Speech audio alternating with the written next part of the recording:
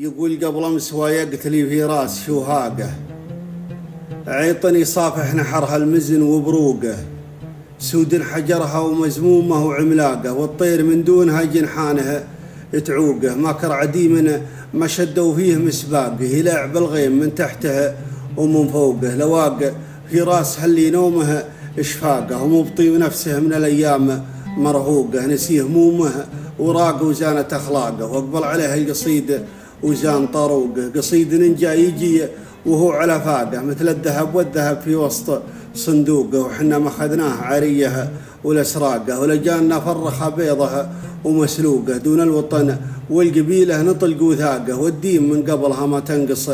حقوقه، والشعر حنا معازيبه وعشاقه، لقام راعى طماعها يمسح شدوقه، وما عليه الغرور وجاك مستاقه، وراعى السبر لحيته بالموس محلوقه، ما يبني الزور بيت العز ورواقه، والما ما يملى الصميل انسانه مشقوقه، والصدق راعيه ناره دوم شعاقه، ومكانته عاليه دايم ومرموقه، ولا يحقر الطيب الا عاقب الساقه، يحسب سفه تحجب النور وشروقه، لو جاه مدح العرب باقه ورباقه، البشت وش قيمته لا كثرة فتوقه، وانا لقيت الخلا والبر ورقاقه، وصفة علاج من الدكتور موثوقه، عم مجلس جامع له ناس هلاقه، وسلاوجي يغث السبد منطوقه، هذا وشرواه حنا نشري فراقه، بقيمة حاضره ما هي مفقوده.